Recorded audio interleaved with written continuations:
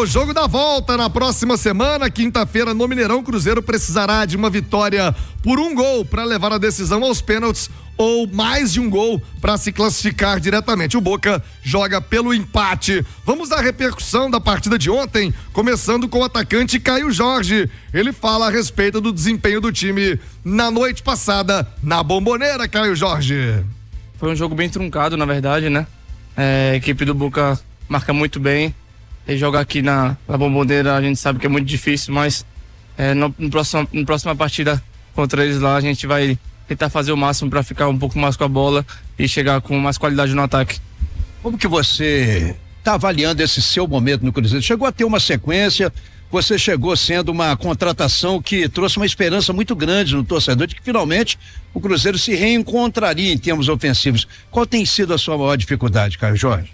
Na verdade, a gente tá encaixando, né? Tô voltando a pegar ritmo de jogo, tô jogando numa função que eu não vinha atuando e tô me habituando.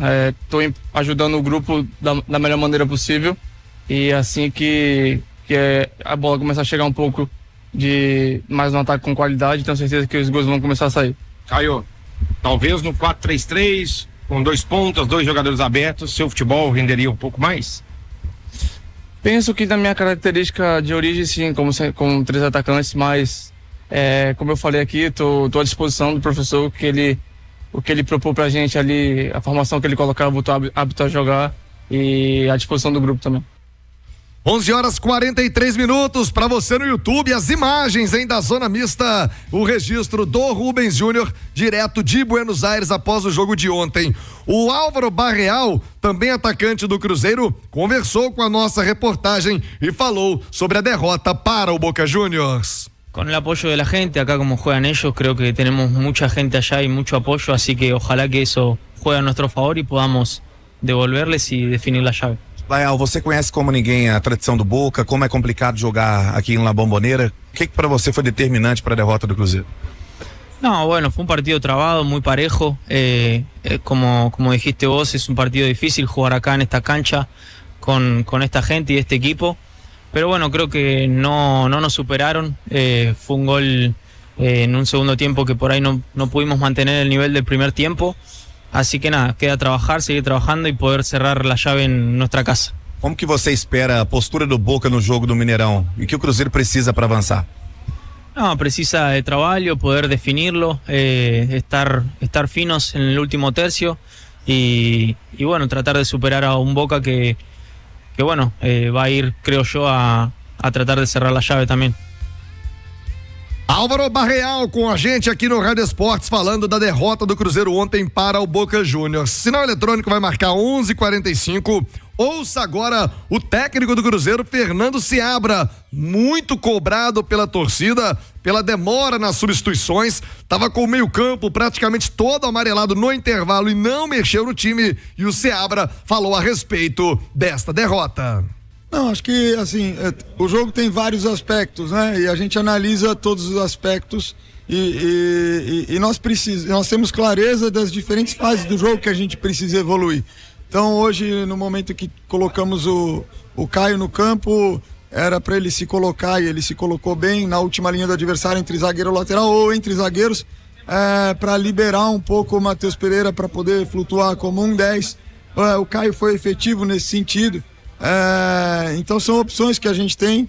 Jogamos com uma sobrecarga um pouco maior do lado esquerdo, nesse momento, com o William tendo a liberdade para quando tivesse tempo disponível a gente pudesse construir para que avançasse como um ala.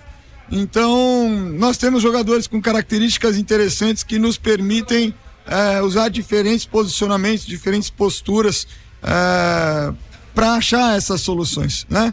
E obviamente que tem uma dinâmica toda do elenco acontecendo, a gente tem o Dineno se recuperando e entrando em forma, certo? A gente tem o Caio, que teve uma sequência de jogo, ainda está num processo importante de adaptação.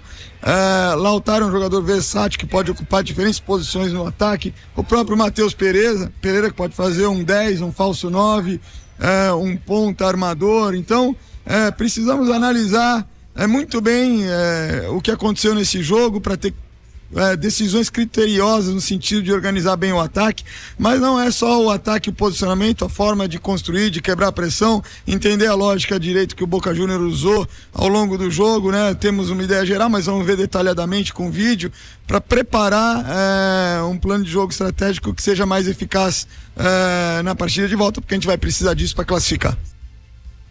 Muito bem, estão aí as palavras do Fernando Seabra. Já vou debater com os comentaristas do Rádio Esportes a derrota do Cruzeiro e essa crítica mais forte da torcida sobre o técnico da equipe celeste. Agora 11h47, infelizmente, notícia repetida de novo, gestos racistas na Argentina. Dessa vez, torcedores do Boca Juniors foram flagrados na Bombonera, matéria que está no itatiaesporte.com.br. Vou pedir a galera da live para colocar a imagem. De novo, torcedores em jogos na Argentina, assim como já havia acontecido no jogo contra o São Lourenço, quando lá esteve o time do Atlético na terça-feira.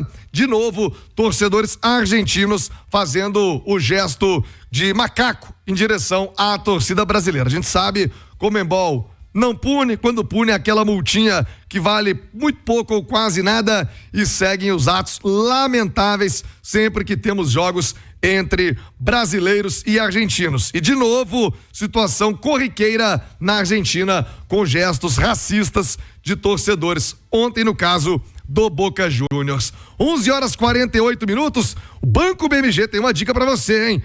Sextou, tá liso, nenhum no bolso? Antecipe seu saque aniversário FGTS no BMG. Simples e sem burocracia, não compromete sua renda, não tem parcela mensal, o dinheiro cai na conta no mesmo dia. 100% digital, sem sair de casa. Chame agora o WhatsApp 4002-7007 ou baixe o aplicativo do Banco BMG. Consulte condições em bancobmg.com.br.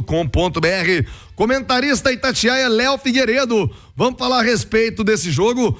Torcida do Cruzeiro na bronca, pelo menos aqueles que nós ouvimos ontem após o jogo no Seu Nome e Seu Bairro aqui na Itatiaia. Repercussão forte também nas redes sociais. Torcida na bronca com o Seabra, Leozão. Bom dia. Bom dia, Thiago. Bom dia pra todo mundo. Ô, Thiago, e tem que ficar na bronca mesmo, porque vamos falar um português bem claro: o Cruzeiro não jogou nada na Argentina. O Cruzeiro não jogou nada na Argentina. Ah, mas defensivamente foi bem. Ok, mas muito pouco, né? Porque, vamos falar a verdade, eu me preocupava com o extracampo, com a pressão da torcida, e isso o Cruzeiro não sentiu. Não vi em nenhum momento nenhum comportamento dos jogadores preocupados com a arbitragem ou com o externo. Não, o Cruzeiro simplesmente jogou mal, de novo. E isso é preocupante, porque tecnicamente ficou claro para mim também o quanto o Cruzeiro é superior ao time do Boca. E que o Cruzeiro tem plenas condições de se classificar no jogo da volta. Mas que para se classificar tem que voltar a jogar bola. Coisa que nos últimos 3 jogos a gente não viu. E aí, na minha opinião, a bronca com o Seabra, e ela cabe, e eu me sinto muito confortável quanto a isso, porque tô cansado de elogiar o Fernando Seabra, mas com a entrada dos reforços no Cruzeiro, você ganhou qualidade, mas você perdeu o coletivo. O Cruzeiro era uma maquininha certinha no jeito de jogar. E tem uma grande diferença que aconteceu no Cruzeiro. O Matheus Pereira, que caiu o desempenho de futebol, não só porque tecnicamente, individualmente, ele está devendo, mas coletivamente o Cruzeiro não é mais o mesmo. Aquela história, aquele esquema de ter um meia mais centralizado para o William virar ponta, ser ala, acabou. Com a entrada, por exemplo, do Lautaro, que é um ótimo jogador, cara que ajuda pra caramba lá na frente, mas o Lautaro Dias ocupa esse espaço. Então quantas vezes vocês viram o William no campo de ataque? Quantos cruzamentos? Quantas aproximações? Quantas triangulações? O William virou um lateral comum. Não comum pela qualidade dele, mas em posicionamento. Então o Cruzeiro tem Marlon na esquerda, o William na direita, um time completamente previsível. Então o Cruzeiro precisa fazer com que os novos jogadores, e eles são bons, eles merecem entrar no time, porque individualmente são melhores, mas o coletivo do Cruzeiro tem que ser o mesmo do anterior.